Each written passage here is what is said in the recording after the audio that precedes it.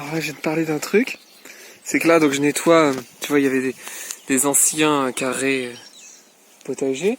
Et en fait, là, hop, je vois un petit arbuste, deux que je connais pas. Enfin là, à première vue, je sais pas ce que c'est. Et du coup, je viens de dire, je viens de te parler de moi ce que je fais quand c'est comme ça. Attends, je monte ma tête, hop. Donc, quand c'est comme ça, j'essaye d'y aller le plus précautionneusement possible. Je sais pas si ça se dit. C'est au lieu de de tout arracher, tout défoncer, et ensuite de se dire oh merde, c'était quoi, tu sais, quelqu'un vient de dire ah ouais, il y avait un truc vachement cool là et tout, et toi tu dis non, je l'ai défoncé. Et du coup je vais dégager un peu autour, tout ça, puis je demanderai à ceux qui ont jardiné là avant moi, et s'ils savent pas, je ferai mes recherches, tout ça. Je préfère ça que que de le défoncer. Comme ça, je suis sûr de garder au maximum la richesse qui est déjà présente dans ce jardin, puis quelque part l'essence aussi de ce jardin. Quelqu'un l'a pensé de certaines manières, il a pensé comme ça, il a pensé. Et j'aime beaucoup, moi, retracer, c'est un peu comme un jeu de piste, tu vois, ou de l'archéologie, comment il avait vu les choses, comment il avait pensé, à quoi il avait pensé. Je trouve ça vachement cool. Voilà, donc, dans le doute, s'abstenir. Nouvelle règle de jardinage. Comme il fait beau, il fait bon, c'est génial. Allez, ciao. Une technique que j'ai, c'est quand je fais du semis direct, du semis sur place, quoi, en place, je couvre de carton comme ça, tu vois, donc je fais mes graines, et surtout quand c'est des semis de graines assez fines qui sont dans la surface. Là, par exemple, c'est radis, carottes, et là, des choux raves. Et en fait, comme c'est vraiment qu'une légère couche de graines en surface, je mets qu'un tout petit peu de paillage par-dessus, parce qu'après c'est plus difficile de pailler une fois que c'est sorti. Donc là, ils vont juste esquiver, les jeunes pousses vont esquiver un peu les petits grains de paille et sortir, tac.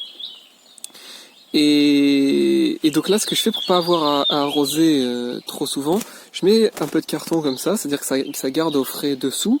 Et dès que je viens voir, tu vois, les radis, je sais que c'est 2, 3 jours, 4 jours le délai de germination. Et dès que je sais que ça va à peu près germer, hop, je viens, je soulève les cartons, et boum, c'est sorti. Comme ça évite d'avoir arrosé trop régulièrement.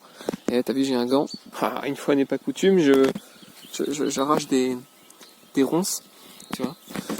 Et voilà, du coup, un gant d'un côté, le sécateur dans l'autre côté, et puis ça évite de... Tu peux le faire sinon, mais ça prend quand même plus de temps, faut être plus précautionneux. Donc voilà, ça continue à avancer, hein. Je te montre ça plus tard. Bon, et là je viens de parler d'un truc assez logique, mais comme je sais pas si tu l'as, je te le donne quand même. Allez, c'est gratuit, c'est gratuit. Oh, mais peut-être pas, je sais pas. En tout cas, je te le file. Là, donc je suis encore en train de nettoyer ce carré. Ah, t'as vu, sur un simple petit carré, toutes les leçons qu'on peut partager, c'est génial. Je fais 2 tas en fait. Je fais un tas de ce que je veux réutiliser, tu vois, en paillage, donc tout ce qui est herbe, utilisable facile, tac, que je peux utiliser comme paillage ou quoi. Et de l'autre côté, là il y a les ronces, bref, les trucs qui piquent, qui grattent. Enfin, les orties, je les garde quand même. Des fois, ils picotent un peu la main, mais ils sont tellement riches, ils sont tellement bons.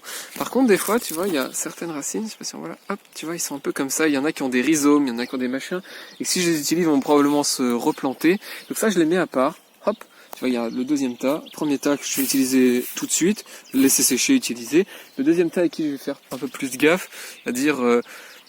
je vais probablement, là comme il y a pas mal de ronces et tout, probablement le broyer. Et je vais aussi l'utiliser, mais d'une autre manière, tu vois. Et du coup, si je mélange tout, après c'est le bordel. Soit j'ai du piquant dans mes paillages, enfin, voilà. Donc j'essaye de faire un peu la distinction, et voilà, c'est une petite technique comme ça fait plaisir. Bon, et là je commence un 3e tas, tu vois, de ce que, en fait, je veux garder et replanter ailleurs, tu vois. Là c'est des iris. Voilà, en fait, tu vois, en creusant, j'adore, parce que tu trouves toujours plein de trucs, et donc là il y a plein d'iris. Et je vais les déplacer, comme c'est pas forcément là que je les veux, mais que je vais les garder. Boum, un 3e tas qui lui va être à replanter, à utiliser, à soigner, à sauvegarder. Bon. Et assez souvent, tu te rends compte en fait que peu importe où tu jardines, peu importe où, dès que tu creuses un peu, dès que tu fouilles un peu, tu trouves toujours du déchet, que ce soit du plastique, du verre, du métal. Là, je viens de trouver un petit machin, je pense que c'est un truc de bouteille de vin. Et ça va où? Dans la petite poche à déchets. Voilà, toujours avoir une petite poche à déchets sur soi. Tire à la vider plus tard. Ce qu'il faut savoir, c'est que dès que tu mets un déchet dans ta poche à déchets, tu gagnes un point. Tu marques un point planète, un point écologie. Et donc, ting, ting, ting, ting, ting, t'es là, tu jardines, pam, pam, pam, pam, pam. Tu génères l'abondance, tu fais plein de belles choses, tu te fais du bien, tu plantes des fleurs, plein de belles choses, et tu marques des points planète en même temps. Multiplier les fonctions, c'est aussi marquer des points.